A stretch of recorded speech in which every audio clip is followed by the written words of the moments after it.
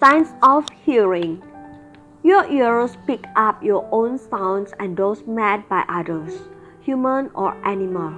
Unlike your eyes, your ears are positioned at the side of your head.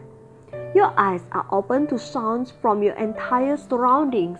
It is not necessary to position the ears directly in front of a sound.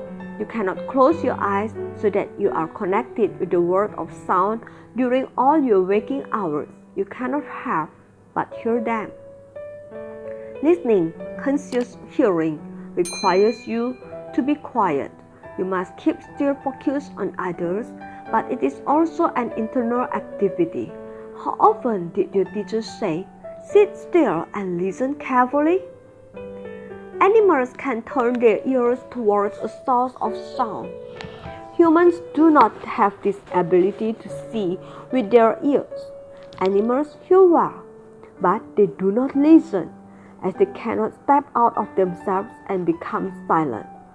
The hearing organ can be divided into three parts. The external ear, consisting of the concha and the ear canal, captures sounds. The eardrum is situated at the end of the ear canal. The middle ear carries the sound further. The middle ear is made up of the tympanum, which in turn contains the three ossicle bones, that is malleus, incus, and stapes, and the Eustachian tube, which connects the tympanum with the throat. The Eustachian tube stays open when you swallow, so that a constant pressure is maintained on both sides of the tympanic membrane.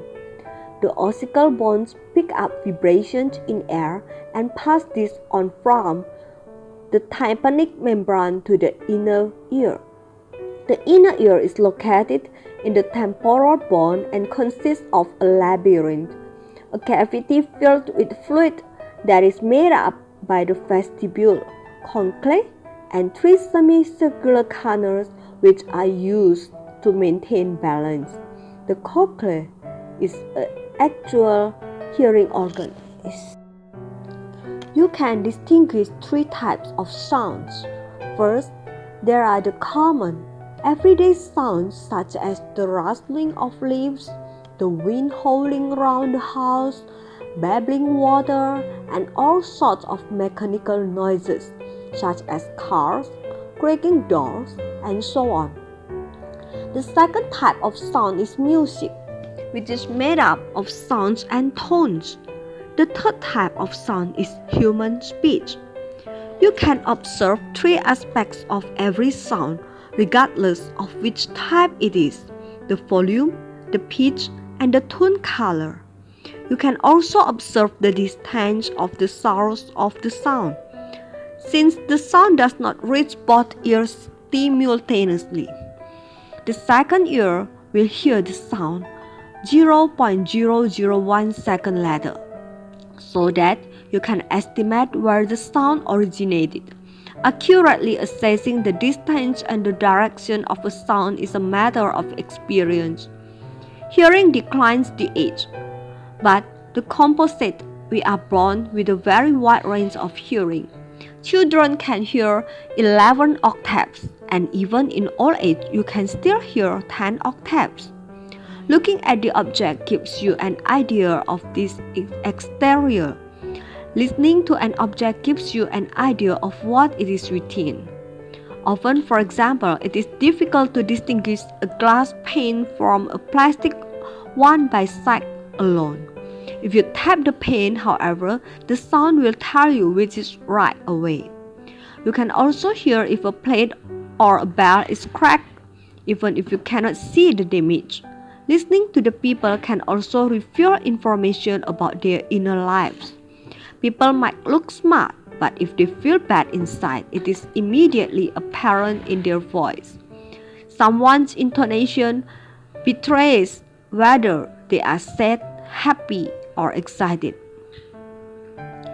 The resonation of sound by objects is always the sum of each part of substance and shape. In order to resonate, objects must be solid and freestanding. A freestanding copper bell rings, but a bell standing on the ground is like a soft chunk of clay. It makes no sound. Sound is considered an unearthly, immaterial phenomenon. We have a very fine perception for music and sound, and we can feel intimately connected with tones and melodies.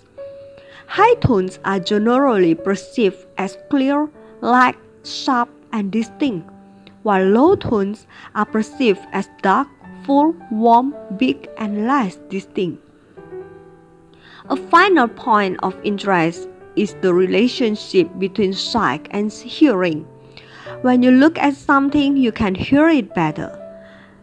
This does not only apply to speech, but also to music.